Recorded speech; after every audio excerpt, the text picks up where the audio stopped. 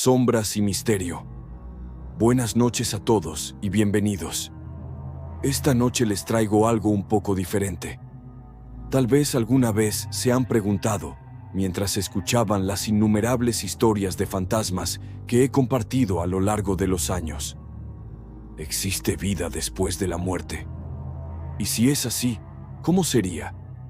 Pues bien, esta noche tengo para ustedes una serie de relatos de personas que han estado al borde de la muerte o han estado cerca de aquellos que ya partieron. Es una colección fascinante, si me permiten decirlo, y espero que les deje reflexionando. Pero por ahora, es momento de acomodarse y dejar que las sombras nos envuelvan.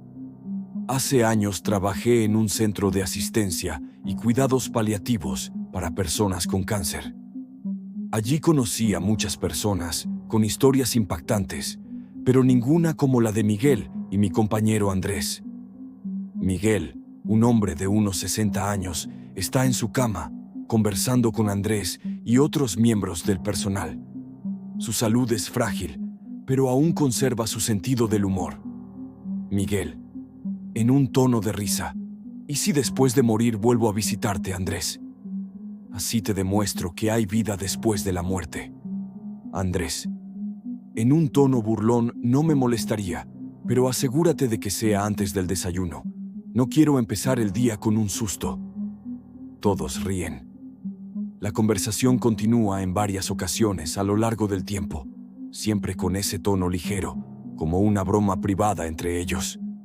Miguel descansa en su cama. El ambiente es silencioso. La imagen se difumina mientras el reloj marca las 2 de la mañana. Andrés duerme profundamente hasta que de repente se despierta. Frente a él, un orbe verde flota suavemente en el aire. Andrés lo observa con asombro, sintiendo una inexplicable paz y calidez. Andrés, susurrando: ¿eres tú, Miguel? El orbe brilla un poco más antes de desvanecerse lentamente. Andrés se recuesta y, sin esfuerzo, vuelve a dormirse. Andrés entra apresurado, aún con el abrigo puesto, y se encuentra con el enfermero. Andrés, serio: Miguel murió anoche, ¿verdad?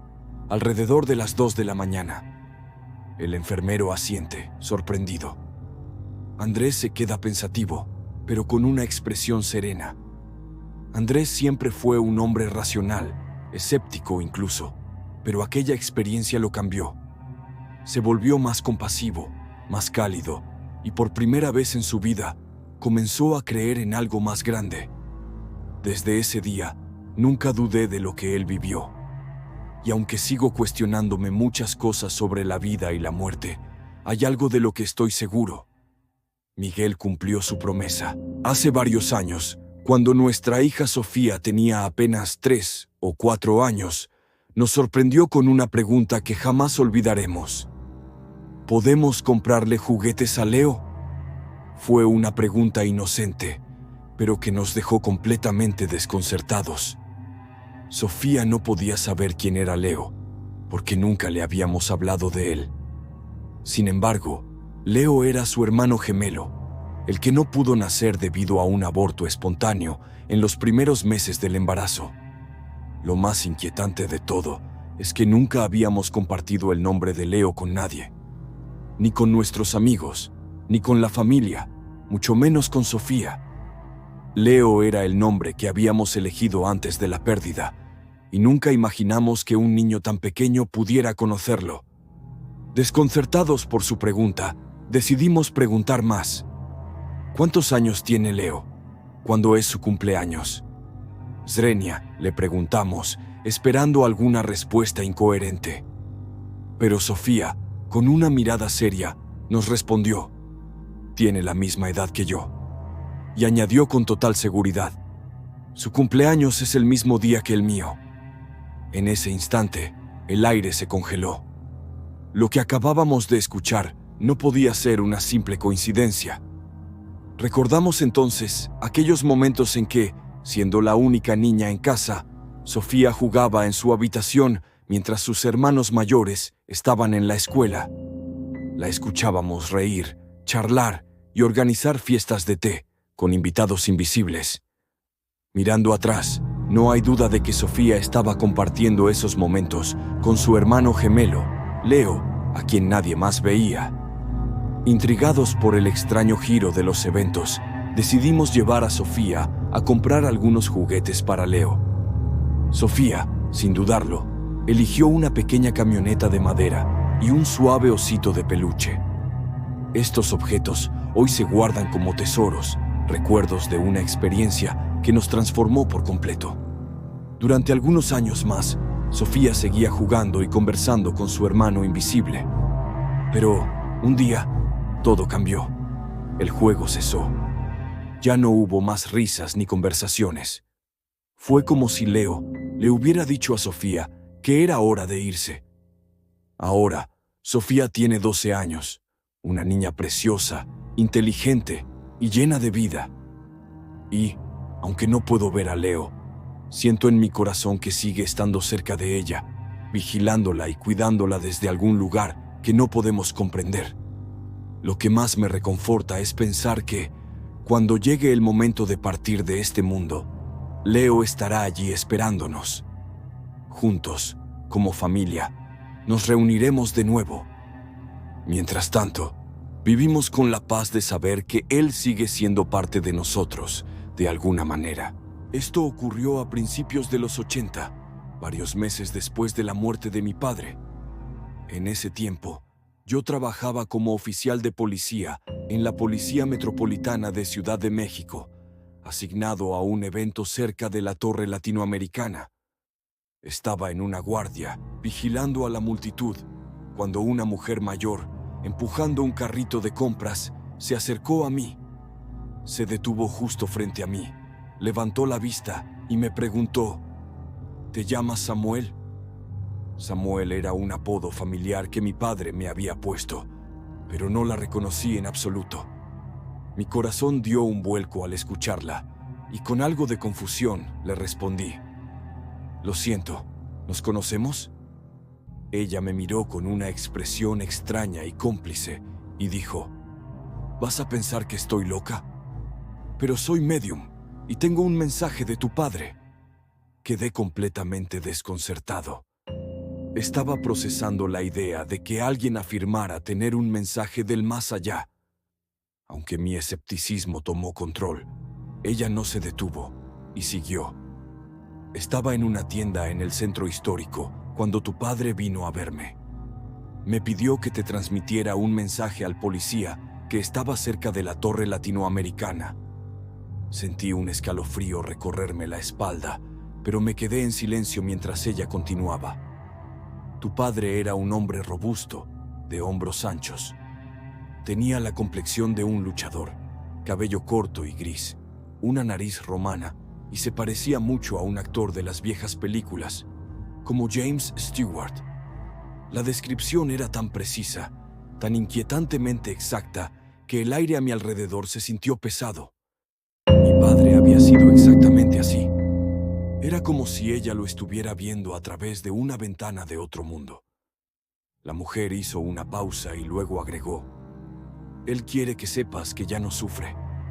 Pasó por mucho con el cáncer antes de morir. Ahora está con sus padres y con sus perros. Quiere que cuides de tu madre y que sepas que te quiere mucho». Estaba en shock. Nadie sabía sobre la batalla de mi padre contra el cáncer, y sin embargo, esta mujer me contaba detalles que no podían ser conocidos por nadie. No había manera de que ella supiera cómo era mi padre, ni el sufrimiento que había soportado. Sentí las lágrimas invadir mis ojos, pero me las tragué. Con voz firme, dije, «Gracias». No sabía qué más decir. Mi corazón latía fuertemente. Antes de que se fuera, me aseguré de que tuviera un viaje seguro de regreso a su casa en la colonia Roma, despidiéndola en un lujoso taxi negro con mi agradecimiento y cariño. Ese momento nunca lo olvidaré. La extraña sensación de paz que me dejó me dio la certeza de que, de alguna forma, mi padre había logrado encontrar una manera de comunicarse desde el otro lado para decirme que estaba bien y que seguía cuidándome. Hace algunos días, antes de que mi papá falleciera, me contó que había estado conversando con su hermano que ya había muerto. Yo pensaba para mis adentros: esto debe ser una señal, ya se acerca su partida. El día de su muerte, yo estaba a su lado, junto con mi madre. Mi papá estaba recostado en la cama, inconsciente, y yo le sostenía la mano. De repente, sus ojos se abrieron, y la expresión que tenía era como si viera algo que lo sorprendiera. Miraba al techo, o quizás a la pared, y en ese momento exhaló su último suspiro. En ese instante, tanto mi madre como yo sentimos que sus seres queridos ya habían venido por él. Su familia, su hermano, habían venido a llevárselo. Este fue el último regalo que me dejó mi papá. No temerle a la muerte, si crees que al final tu familia también vendrá por ti. Es solo el final de un ciclo y al mismo tiempo el inicio de otro. Pero esa no es la única historia que tengo. Hay algo más que quisiera compartir. Mi abuela materna estaba muriendo en el hospital y era una situación difícil. Mi papá estaba allí, con nosotros, en la habitación del hospital. Al poco rato, mi madre y yo bajamos a la cafetería a tomar algo, y cuando regresamos, encontramos a mi padre sentado en el vestíbulo, cerca de los ascensores. Le preguntamos por qué no estaba en la habitación con mi abuela, y su respuesta fue sorprendente. No había espacio allí. Todos estaban ya con ella. Nosotros, preocupados, corrimos de vuelta a la habitación y encontramos a mi abuela en sus últimos momentos. La situación era clara. Tenía una orden de no reanimación, así que solo llamamos a recepción para pedir que enviaran a una enfermera. Y fue entonces cuando mi abuela se fue, en silencio, rodeada de aquellos que la esperaban. Al rato, mi papá nos explicó por qué había salido de la habitación. Nos dijo que había visto a su propio padre, mi abuelo, junto con dos figuras extrañas, casi como si fueran osos gigantes, y un amigo de la familia, todos de pie alrededor de la cama de mi abuela. Mi abuelo estaba allí, sosteniendo los pies de mi abuela, como si la estuviera esperando para llevársela. Mi papá, aunque era alguien pragmático y lógico, no soportaba estar en esos momentos cuando veía a los familiares muertos esperando a que alguien más los acompañara. Así que salió de la habitación para evitarlo. Y después se la llevaron. Mi papá siempre fue una persona especial, muy sensible, aunque nunca hablaba de estas experiencias con los demás, porque sabía que la gente podría pensar que estaba loco. Pero había algo en él, algo que muchos no podían comprender, algo que le permitía ver más allá de lo evidente. Soy médica y enfermera, y por mi trabajo he sido testigo de situaciones similares, donde las personas sienten o ven cosas que no pueden explicarse. Hay tanto que ignoramos sobre lo que sucede más allá de la vida, y tan poco que realmente sabemos. La muerte, el misterio, y lo que sucede cuando se apagan las luces. Son cosas que nos desafían, pero también nos hacen pensar. He estado en el umbral de la muerte 2 veces. La primera vez ocurrió durante un trágico accidente automovilístico. Recuerdo cómo todo se envolvía en una luz blanca brillante. Era una sensación pura, de amor incondicional, donde todo lo demás dejaba de importar. Solo existía paz, una paz total. Los paramédicos me declararon muerta. Sin embargo, de repente escuché a alguien gritar que mi pulso era débil y que necesitaban traer la ambulancia rápidamente. Luchaba por quedarme en esa luz, pero una voz me susurró que no era mi momento, que todavía me necesitaban en este mundo. La segunda vez fue después de una cirugía a corazón abierto. Estaba conectada a una máquina de circulación extracorpórea. Cuando desperté, sentí que una joven, tal vez una enfermera, me sujetaba la mano y me decía que me aferrara con fuerza. Le mencioné el dolor del tubo de respiración y le pedí que me lo quitaran. Ella me respondió que debía esperar 1 hora más. Practiqué mi lenguaje de señas con ella, pero algo no estaba bien. Mis manos estaban atadas a los costados con las típicas sábanas para evitar que me arrancara los tubos. Más tarde descubrí que no había ninguna enfermera y tampoco podía haber estado hablando conmigo, ya que tenía un tubo de respiración. Fue un momento extraño y confuso. 2 días después de salir de la unidad de cuidados intensivos del hospital, juro que vi un ángel en mi habitación, persiguiendo una sombra oscura. Fue algo indescriptible. Mi esposo, Juan, me llevó a casa justo antes del Día de Acción de Gracias y me acomodó en el sofá mientras salía a comprar comida. Estaba acostada, pero de alguna manera vi nuestro patio desde donde me encontraba. En algún momento me quedé dormida. Luego, desperté al escuchar a 2 hombres hablando de mí en la cocina. En lugar de alarmarme, sentí una extraña calma al saber que alguien estaba allí, cuidándome mientras despertaba. Uno de ellos dijo que ya estaba en casa y que estaría bien, a lo que el otro respondió que podían irse porque él está aquí. Vi a mi esposo entrar por la puerta del patio con las compras, pero no sabía si había sido un ángel, un fantasma o tal vez un ser querido que había partido. Solo supe que me sentía protegida, como si me cuidaran. La cirugía a corazón abierto fue en 2011, y aunque hoy en día tengo experiencias paranormales de vez en cuando, recuerdo algo más, una historia que me contaron. Un amigo cardiólogo mío, Carlos, pasó por la misma operación 6 meses antes que yo. Estaba gravemente enfermo con endocarditis y casi en sus últimos días. Mientras se encontraba en el sótano del Hospital San José, haciendo un ecocardiograma, se dio cuenta de que su condición era crítica. Estaba esperando en una camilla para ser llevado de vuelta a su habitación cuando un hombre pasó por el pasillo, lo vio y se sorprendió mucho. Era un compañero de fraternidad, Pedro, que no había visto en 10 años. Este hombre le pidió a Carlos que llamara al doctor Martínez y le dijera que él quería que fuera quien realizara la cirugía.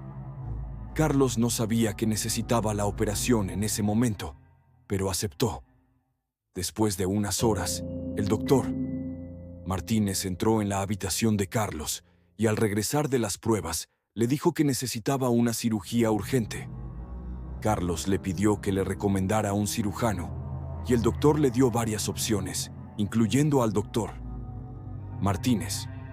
Curiosamente, el doctor Martínez había tenido una cancelación en su agenda, por lo que la cirugía de Carlos se programó para la mañana siguiente. Esa noche, antes de la operación, Carlos nos contó que su padre fallecido entró en su habitación y le aseguró que todo estaría bien, que no debía preocuparse. La cirugía fue un éxito y Carlos se recuperó.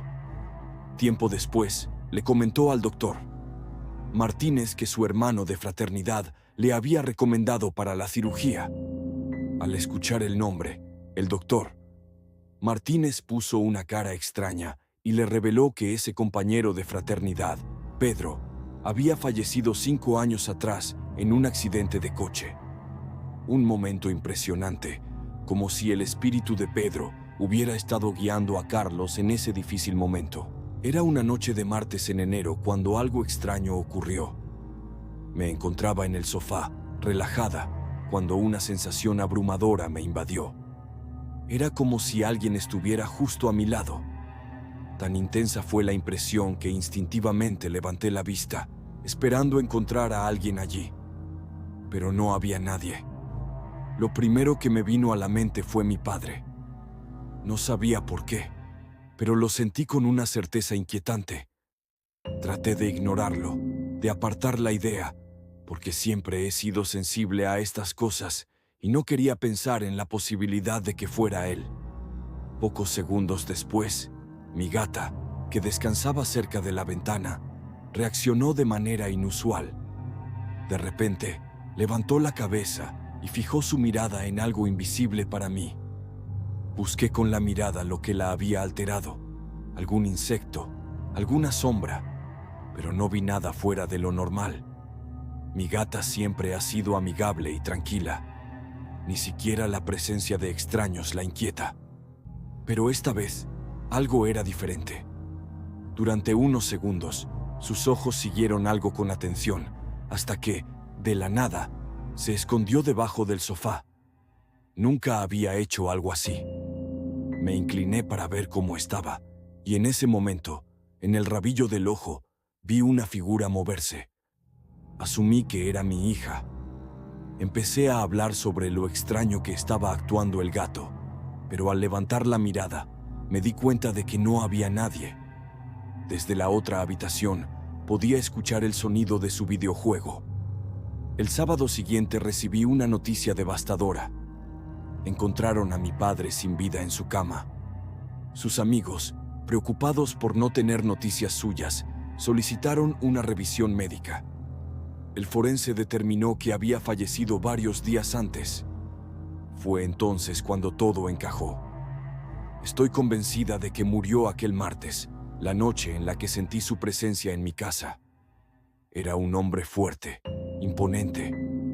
Tal vez por eso mi gata reaccionó con tanto temor.